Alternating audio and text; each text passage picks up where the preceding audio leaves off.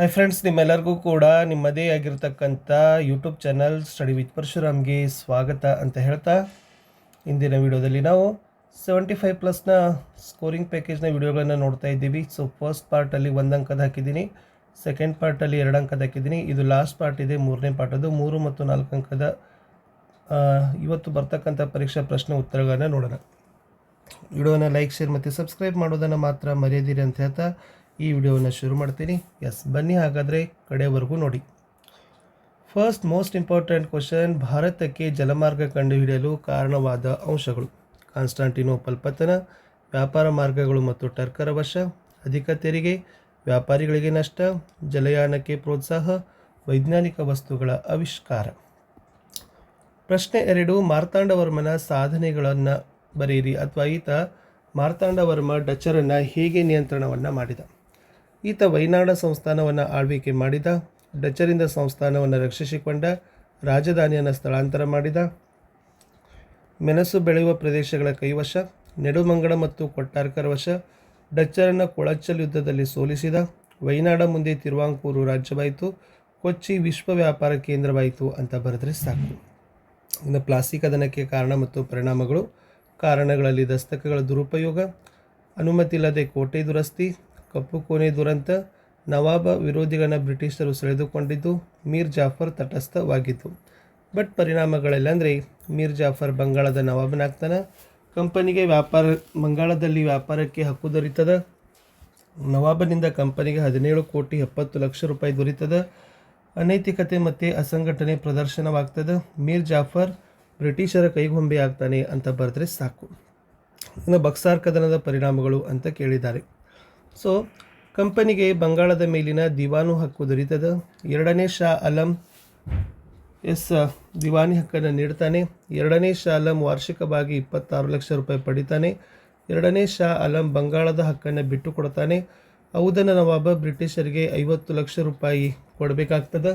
Next ಬಂಗಾಳದ ಪೂರ್ಣ ಆಡಳಿತ ಕಂಪನಿಗೆ ದೊರೀತದೆ, ಮೀರ್ ಜಾಫರ್ ಮಗನಿಗೆ ವಿಶ್ರಾಂತಿ ವೇತನ ಕೊಡ್ತಾರೆ, ಬ್ರಿಟಿಷರ ಆಳ್ವಿಕೆ ಬಂಗಾಳ, ಬಿಹಾರ, ಒರಿಸ್ಸಾ ಮತ್ತು ಔದವರೆಗೆ ವಿಸ್ತಾರವಾಗ್ತಾ ಹೋಗ್ತದೆ. ಇನ್ನು ಭೂ ಕಂದಾಯ ನೀತಿಯಿಂದಾಗಿ ಉಂಟಾದ ಪರಿಣಾಮಗಳು. ಹೊಸ ಜಮೀನ್ದಾರು ವರ್ಗ ಸೃಷ್ಟಿ, ರೈತರು ಸಂಕಷ್ಟಕ್ಕೆ ಒಳಗಾಗ್ತಾರೆ, ರೈತರು ನಿರ್ಗತಿಕರಾಗ್ತಾರೆ, ಭೂಮಿ ಮಾರಾಟದ ವಸ್ತು ಆಗ್ತದೆ, ಜಮೀನನ್ನು ಪರಭಾರೆ ಮಾಡ್ತಾರೆ, ಕೃಷಿ ಕ್ಷೇತ್ರ ವಾಣಿಜ್ಯೀಕರಣವಾಗ್ತದೆ, ಕೈಗಾರಿಕೆಗಳಿಗೆ ಕಚ್ಚಾ ವಸ್ತು ದೊರೆಯುವಂತಾಯಿತು, ಲೇವಾದೇವಿಗಾರರು ಬಲಿಷ್ಠರಾಗ್ತಾರೆ ಅಂತಕ್ಕಂಥ ಬರೆದ್ರೆ ಸೊ ನಿಮ್ಮ ಏನಾಗ್ತದೆ ಇಷ್ಟು ಬರೆದ್ರೆ ಕಂಪ್ಲೀಟ್ ಆಗಿರ್ತಕ್ಕಂಥ ಮಾರ್ಕ್ಸನ್ನು ಕೊಡ್ತಾರೆ. ಇನ್ನು ಬ್ರಿಟಿಷ್ ಶಿಕ್ಷಣದಿಂದ ಭಾರತೀಯರ ಮೇಲಾದ ಪರಿಣಾಮಗಳು ಅಂತ ಕೇಳಿದರೆ ಇದು ಮೋಸ್ಟ್ ಇಂಪಾರ್ಟೆಂಟ್ ಇದೆ. ಫಸ್ಟ್ ಏನಪ್ಪ ಅಂತಂದ್ರೆ ಭಾರತೀಯರು ಆಧುನಿಕತೆ ಮತ್ತು ವೈಜ್ಞಾನಿಕ ಆಲೋಚನೆಯನ್ನು ಬೆಳೀತದೆ, ಸ್ಥಳೀಯ ಭಾಷೆ ಮತ್ತು ಸಾಹಿತ್ಯ ರಚನೆಗೆ ಪ್ರೋತ್ಸಾಹ, ಭಾರತೀಯರಲ್ಲಿ ಏಕತೆ ಬೆಳೀತದೆ, ವೃತ್ತಪತ್ರಿಕೆಗಳು ಹುಟ್ಟಿಕೊಳ್ತವೆ, ಬ್ರಿಟಿಷ್ ನೀತಿಗಳ ವಿಮರ್ಶೆ ಮಾಡ್ತಾರೆ, ಸಾಮಾಜಿಕ ಮತ್ತು ಧಾರ್ಮಿಕ ಚಳುವಳಿಗಳು ಹುಟ್ಟಿಕೊಳ್ತವೆ, ವಿದೇಶಿಯರ ಚಿಂತನೆಗಳು ಭಾರತೀಯರಲ್ಲಿ ನಾವೀನ್ಯತೆಯನ್ನು ತರ್ತವೆ, ಜಗತ್ತಿನ ಚಳುವಳಿಗಳು ಪ್ರಭಾವ ಬೀರ್ತವೆ, ನಮ್ಮ ಶ್ರೀಮಂತ ಸಾಂಸ್ಕೃತಿಕ ಪರಂಪರೆ ತಿಳಿಯುತ್ತದೆ ಅಂತ ಬರೆದ್ರೆ ಸಾಕು. ಇನ್ನು ಸಮಾಜ ಸುಧಾರಕರ ಬೋಧನೆ ಅಂತ ಯಾವುದೇ ಒಂದು ಸಮಾಜ ಸುಧಾರಕರ ಬಗ್ಗೆ ಬೋಧನೆಯನ್ನು ಕೇಳಿದಾಗ ಇಷ್ಟೇ ಬರೀರಿ. ಫಸ್ಟ್ ವರ್ಡ್ ಏಕದೇವತಾರಾಧನೆ, ನೆಕ್ಸ್ಟ್ ಸ್ತ್ರೀ ಶಿಕ್ಷಣಕ್ಕೆ ಪ್ರೋತ್ಸಾಹ, ಅರ್ಥಹೀನ ಆಚರಣೆಗೆ ವಿರೋಧ, ಜಾತಿ ಪದ್ಧತಿ ವಿರೋಧ, ಸ್ತ್ರೀ ಪುರುಷರ ಸಮಾನತೆ, ಮೂಢನಂಬಿಕೆಗೆ ವಿರೋಧ, ವಿಧವಾ ವಿವಾಹಕ್ಕೆ ಪ್ರೋತ್ಸಾಹ, ಬಾಲ್ಯ ವಿವಾಹಕ್ಕೆ ವಿರೋಧ ಅಂತ ಬರೆದ್ರೆ ಆನ್ಸರ್ ಕಂಪ್ಲೀಟ್ ಆಗ್ತದೆ. ನೆಕ್ಸ್ಟ್ ಮುಂದಿನ ಏನಪ್ಪ ಅಂದರೆ ಶ್ರೀ ನಾರಾಯಣ ಗುರು ಧರ್ಮ ಪರಿಪಾಲನಾ ಯೋಗಂ ಜಾರಿಗೆ ತಂದ ಸುಧಾರಣೆ ಕಾರ್ಯಗಳು ಅಂತ ಕೇಳ್ತಾರೆ. ಇದು 1903ರಲ್ಲಿ ಸ್ಥಾಪನೆ ಆಗ್ತದೆ. ಓಕೆ, ಹಿಂದುಳಿದ ವರ್ಗಗಳ ಸಬಲೀಕರಣ ಆಯಿತು, ಮಾನವ ಘನತೆಯಿಂದ ಬದುಕ್ತಕ್ಕಂಥ ಸಮಾಜ ನಿರ್ಮಾಣ ಆಗ್ತದೆ, ಮಾನವ ಕುಲಕ್ಕೆ ಒಂದೇ ಜಾತಿ ಒಂದೇ ಕುಲ ಒಂದೇ ದೇವರು ಅಂತ ಹೇಳ್ತಾರೆ, ಸಾಧನೆ ಶಿಕ್ಷಣಕ್ಕೆ ಸರಿಯಾದ ಮಾರ್ಗ ಅಂತ ಹೇಳ್ತಾರೆ, ಶಿವ ದೇವಾಲಯ ಪ್ರವೇಶ ಚಳವಳಿ ಆಗ್ತದೆ, ಗುರುವಾಯೂರು ದೇವಾಲಯ ಪ್ರವೇಶ ಚಳವಳಿ, ಪಲ್ಲು ಮತ್ತು ಕುಮಾರನ್ ಆಸನ ಚಳವಳಿಗಳು ಇಸ್ ದ ಇಂಪಾರ್ಟೆಂಟ್.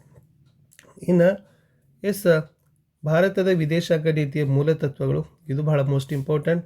ವಸಾಹತುಶಾಹಿತ್ವಕ್ಕೆ ವಿರೋಧ, ಸಾಮ್ರಾಜ್ಯಶಾಹಿತ್ವಕ್ಕೆ ವಿರೋಧ, ವರ್ಣಭೇದ ನೀತಿಗೆ ವಿರೋಧ, ಆಲಿಪ್ತ ನೀತಿಯ ಪ್ರತಿಪಾದನೆ, ಆಫ್ರಿಕಾ, ಏಷ್ಯಾ, ರಷ್ಯಾ ರಾಷ್ಟ್ರಗಳ ಪ್ರಗತಿಗೆ ಆದ್ಯತೆ, ನಿಶಸ್ತ್ರೀಕರಣಕ್ಕೆ ಬೆಂಬಲ, ವಿಶ್ವಸಂಸ್ಥೆ ಮತ್ತು ವಿಶ್ವಶಾಂತಿಗೆ ಬೆಂಬಲ ಅಂತ ಬರೆದ್ರೆ ಸಾಕು.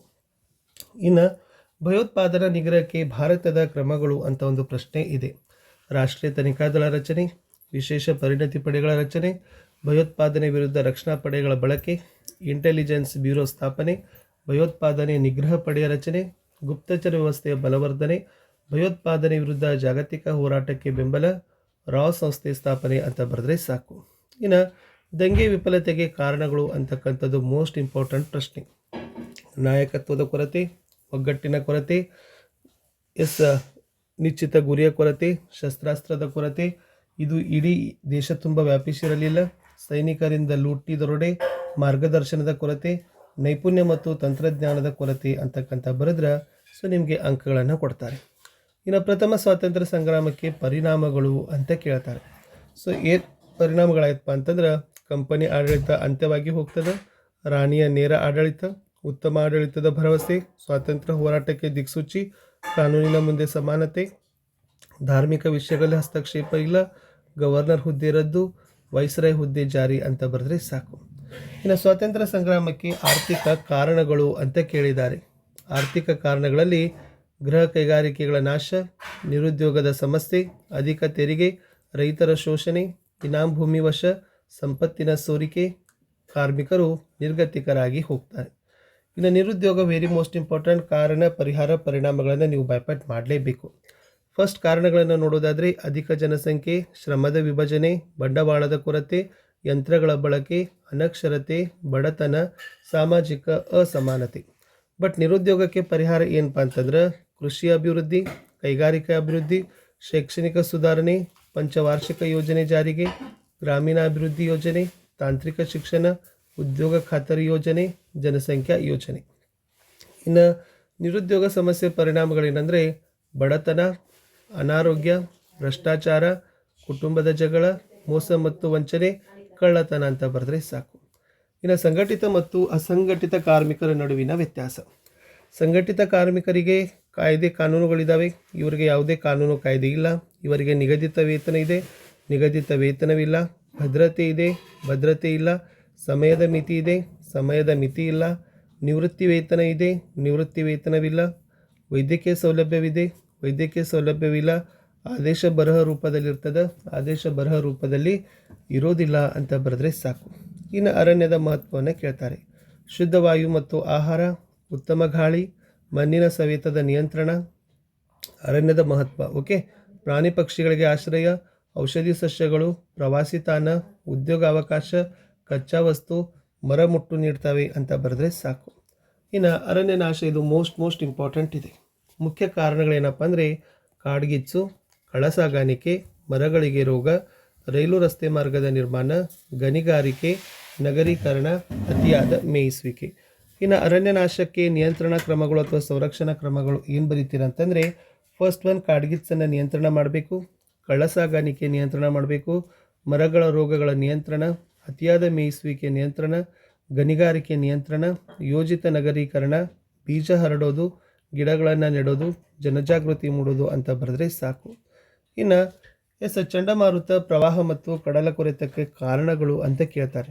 ಇದಕ್ಕೆ ಕಾರಣ ಏನಪ್ಪ ಅಂದರೆ ಅಧಿಕ ಮಳೆ, ಮೇಘಸ್ಫೋಟ, ಅರಣ್ಯ ನಾಶ, ನಗರೀಕರಣ, ಅವೈಜ್ಞಾನಿಕ ನೀರಾವರಿ, ಕೈಗಾರೀಕರಣ, ಆಧುನೀಕರಣ.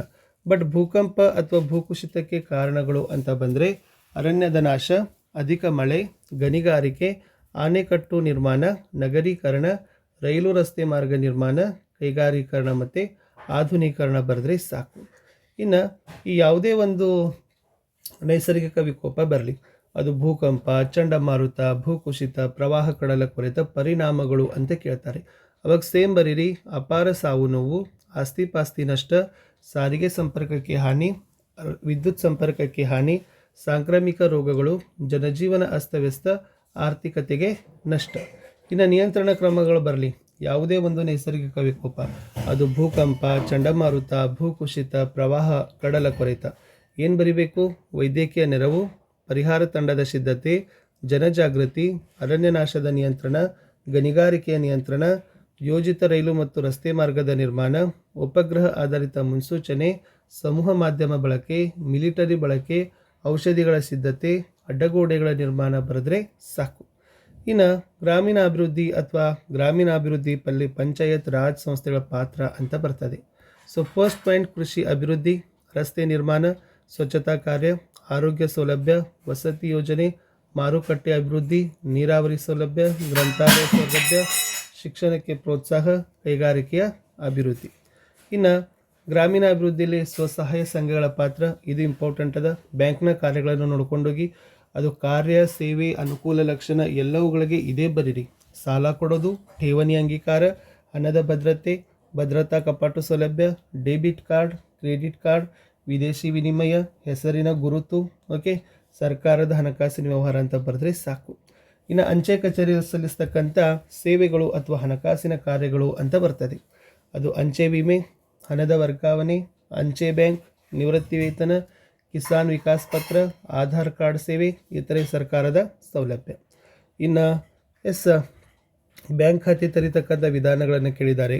ದೂರ ಸಂವೇದಿ ತಂತ್ರಜ್ಞಾನದ ಅವಶ್ಯಕತೆ ಹೇಗೆ, ಆಮೇಲೆ ಗ್ರಾಮೀಣ ಭಾರತದಲ್ಲಿ ಆರ್ಥಿಕ ಪರಿಸ್ಥಿತಿ ಯಾವ ರೀತಿಯಾಗಿದೆ, ಸ್ವಲ್ಪ ಕೇಂದ್ರ ಸರ್ಕಾರದ ತೆರಿಗೆಯೇತರ ಆದಾಯದ ಮೂಲಗಳನ್ನು ನೋಡ್ಕೊಂಡೋಗಿ ಇದು ಭಾಳ ಸಲ ರಿಪೀಟೆಡ್ ಆಗಿರತಕ್ಕಂಥ ಪ್ರಶ್ನೆ.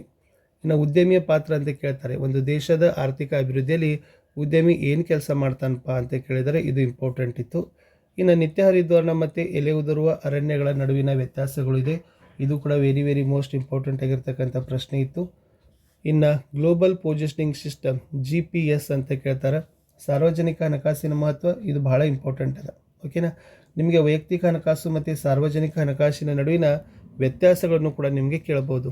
ಓಕೆ, ವೈಯಕ್ತಿಕ ಮತ್ತು ಸಾರ್ವಜನಿಕ ಹಣಕಾಸಿನ ವ್ಯತ್ಯಾಸ ಇದು ಕೂಡ ಭಾಳ ಸರಿನೂ ಕೂಡ ಬಂದದ. ಮುಂದೇನೂ ಕೂಡ ಅದನ್ನು ನಾವು ಹಾಕಿದ್ದೀವಿ. ಸಾರ್ವಜನಿಕ ಮಾನವ ಹಕ್ಕುಗಳನ್ನು ರಕ್ಷಿಸಲಿಕ್ಕೆ ಭಾರತ ಹೇಗೆ ಪ್ರಯತ್ನ ಮಾಡಿದೆ ಇದೆ ನೋಡಿ. ವೈಯಕ್ತಿಕ ಹಣಕಾಸು ಮತ್ತು ಸಾರ್ವಜನಿಕ ಹಣಕಾಸಿನ ನಡುವಿನ ವ್ಯತ್ಯಾಸ ಇದು ಕೂಡ ಮೋಸ್ಟ್ ಇಂಪಾರ್ಟೆಂಟ್ ಇತ್ತು.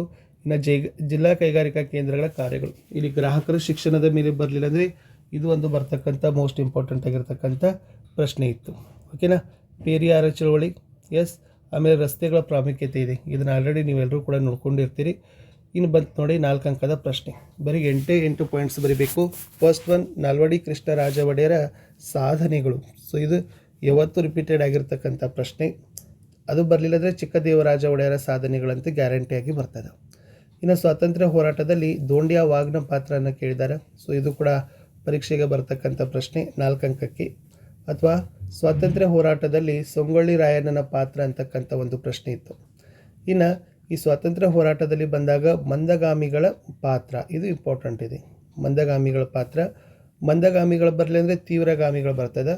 ಸೊ ತೀವ್ರಗಾಮಿಗಳು ಅಥವಾ ಬಾಲಗಂಗಾಧರ ತಿಲಕ್ ಅವರ ಪಾತ್ರ ಅಂದರೆ ಇದನ್ನೇ ಬರೀರಿ. ಓಕೆ, ಇದು ಇಂಪಾರ್ಟೆಂಟ್ ಇತ್ತು. ಇನ್ನು ಸ್ವಾತಂತ್ರ್ಯ ಹೋರಾಟದಲ್ಲಿ ಸುಭಾಷ್ ಚಂದ್ರ ಬೋಸರ ಪಾತ್ರ ಇದು ಇಂಪಾರ್ಟೆಂಟು. ಮೊನ್ನೆ ಜವಾಹರ್ಲಾಲ್ ನೆಹರು ಅವ್ರ ಬಗ್ಗೆ ಕೇಳಿದರು. ಸೊ ಈಗ ಸುಭಾಷ್ ಚಂದ್ರ ಬೋಸ್ ಅವ್ರ ಬಗ್ಗೆ ಬಂದರೂ ಬರ್ಬೋದು. ಇನ್ನು ಡಾಕ್ಟರ್ BR ಅಂಬೇಡ್ಕರ್ ಅವರ ಪಾತ್ರನೂ ಕೂಡ ವೆರಿ ಮೋಸ್ಟ್ ಇಂಪಾರ್ಟೆಂಟ್ ಅದ. ಇನ್ನು ಈ ಸಮಾಜ ಸುಧಾರಣೆಯಲ್ಲಿ ಮೋಸ್ಟ್ ಬರ್ತಕ್ಕಂಥದ್ದೇ ಒಂದು ಆರ್ಯ ಸಮಾಜ, ಒಂದು ಬ್ರಹ್ಮ ಸಮಾಜ. ಓಕೆನಾ, ಯಾಕಂದ್ರೆ ಅವೆರಡು ಭಾಳ ಮೋಸ್ಟ್ ಇದ್ದಾವೆ. ಅದಿರಲಿಲ್ಲದೆ ಸ್ವಲ್ಪ ಇಲ್ಲಿಸ್ತಕ್ಕ ನೋಡಿದರೆ ಬ್ರಹ್ಮ ಸಮಾಜ ಮತ್ತು ಆರ್ಯ ಸಮಾಜವನ್ನೇ ಕೇಳಿದ್ದಾರೆ, ಎರಡೂ ಕೊಟ್ಟಿದ್ದೀನಿ. ಇನ್ನು ಮಹಿಳಾ ಸ್ಥಾನಮಾನ ಉತ್ತಮಪಡಿಸಲು ಕೈಗೊಂಡ ಕ್ರಮಗಳು ವೆರಿ ಮೋಸ್ಟ್ ಇಂಪಾರ್ಟೆಂಟ್, ಪ್ರತಿ ಸರಿನೂ ಬರ್ತಕ್ಕಂಥ ಪ್ರಶ್ನೆ. ಇನ್ನು ಅನಕ್ಷರತೆ ನಿವಾರಣೆಗಾಗಿ ಯಾವೆಲ್ಲ ಕಾರ್ಯಕ್ರಮಗಳಿದ್ದಾವೆ. ಭ್ರಷ್ಟಾಚಾರ ಇಟ್ಸ್ ಮೋಸ್ಟ್ ಇಂಪಾರ್ಟೆಂಟ್. ಭ್ರಷ್ಟಾಚಾರವನ್ನು ಕಾರಣಗಳೇನು, ಅಥವಾ ಭಾರತದಲ್ಲಿ ಭ್ರಷ್ಟಾಚಾರ ಕಡಿಮೆ ಆಗಲಿಕ್ಕೆ ಕಾರಣ ಏನು, ಭ್ರಷ್ಟಾಚಾರ ನಿಯಂತ್ರಣ ಕ್ರಮಗಳಂತಲೂ ಕೂಡ ನಿಮಗೆ ಬರ್ತದೆ. ಮಣ್ಣಿನ ಸವೆತ ವೆರಿ ಮೋಸ್ಟ್ ಇಂಪಾರ್ಟೆಂಟ್. ಮಣ್ಣಿನ ಸವೆತವನ್ನು ತಡೆಗಟ್ಟತಕ್ಕಂಥ ವಿಧಾನಗಳು, ಮಣ್ಣಿನ ಸವೆತಕ್ಕೆ ಕಾರಣ ಮತ್ತು ಪರಿಣಾಮಗಳು ಅಂತಕ್ಕಂಥದ್ದು ಇಂಪಾರ್ಟೆಂಟ್ ಆಗಿರ್ತಕ್ಕಂಥ ಪ್ರಶ್ನೆ. ಇನ್ನು ಸ್ವಾತಂತ್ರ್ಯ ಹೋರಾಟದಲ್ಲಿ ಬುಡಕಟ್ಟು ದಂಗೆಗಳ ಪಾತ್ರ ಕೇಳಿದ್ದಾರೆ. ಸೊ ಇದು ಕೂಡ ಇಂಪಾರ್ಟೆಂಟ್ ಆಗಿರ್ತಕ್ಕಂಥ ಪ್ರಶ್ನೆ. ಪ್ರತಿ ಸರಿ ಕೇಳ್ತಕ್ಕಂಥ ಪ್ರಶ್ನೆ ಕೈಗಾರಿಕೆಗಳ ಸ್ಥಾನೀಕರಣದ ಮೇಲೆ ಪ್ರಭಾವ ಬೀರುವ ಅಂಶಗಳು ಅಂತಕ್ಕಂಥದ್ದಿದೆ. ಸೊ ಅದು ಕೂಡ ಪ್ರತಿ ಸರಿ ಕೇಳ್ತಾರೆ. ಸೊ ಹೇಳಿದ್ದೆ ನಾನು, ಭ್ರಷ್ಟಾಚಾರ ನಿಯಂತ್ರಣಕ್ಕಾಗಿ ಕೈಗೊಂಡ ಕ್ರಮಗಳು. ಸ್ವಾಮಿ ವಿವೇಕಾನಂದರ ಪಾತ್ರ, ಯಾವ ಥರನಾಗಿ ಸ್ವಾಮಿ ವಿವೇಕಾನಂದರು ಭಾರತೀಯರಿಗೆ ಕರೆ ಕೊಟ್ಟರು. ಕಪ್ಪು ಮಣ್ಣು ಮತ್ತು ಜಂಬಟ್ಟಿಗೆ ಮಣ್ಣಿನ ನಡುವಿನ ವ್ಯತ್ಯಾಸ. ಓಕೆನಾ, ಸೊ ಇದೇ ಇದ್ದಾವೆ ಕೈಗಾರಿಕೆಗಳ ಸ್ಥಾನೀಕರಣ ಅಂಶಗಳು ಅಥವಾ ಕೈಗಾರಿಕೆಗಳು ಈ ಗಂಗಾ ನದಿ ಪ್ರದೇಶದಲ್ಲಿ ಏಕೆ ಸ್ಥಾಪನೆಗೊಂಡಿದೆ ಅಂತಕ್ಕಂಥ ಕಾರಣವನ್ನು ಕೇಳಿದ್ದಾರೆ. ಸತ್ಯಶೋಧಕ ಸಮಾಜ ಇದೆ, ಜ್ಯೋತಿಬಾ ಫುಲೆ ಅವರದ್ದು. ಆ್ಯನಿ ಬೆಸೆಂಟ್ ಅವರ ಸುಧಾರಣಾ ಕ್ರಮಗಳು. ಜಸ್ಟ್ ಸಿಂಪಲಾಗಿ ನೋಡ್ಕೊಂಡೋಗಿ. ಇದು ಲಿಂಗತ್ವ ಅಲ್ಪಸಂಖ್ಯಾತ ವೆರಿ ಮೋಸ್ಟ್ ಇಂಪಾರ್ಟೆಂಟ್. ಇದು ಆಮೇಲೆ ಮಹಿಳಾ ಸ್ಥಾನಮಾನ, ಸ್ವಸಹಾಯ ಸಂಘಗಳು, ಇವು ಪದೇ ಪದೇ ಬರ್ತಕ್ಕಂಥ ಪ್ರಶ್ನೆ. ಇಷ್ಟು ನೋಡಿಕೊಂಡ್ರೆ ಸಾಕು. ಸೊ ಆರಾಮಾಗಿ 3 ಮತ್ತು 4 ಅಂಕದಲ್ಲಿ ಬರ್ತಕ್ಕಂಥ 27 ಮತ್ತು 16, ಇಟ್ ಮೀನ್ಸ್ 43 ಮಾರ್ಕ್ಸ್ ಆರಾಮಾಗಿ ನೀವೇನು ಮಾಡ್ತೀರಿ, ಪಡಿತೀರಿ. ಬೆಸ್ಟ್ ಆಫ್ ಲಕ್, ಒಳ್ಳೆಯದಾಗಲಿ.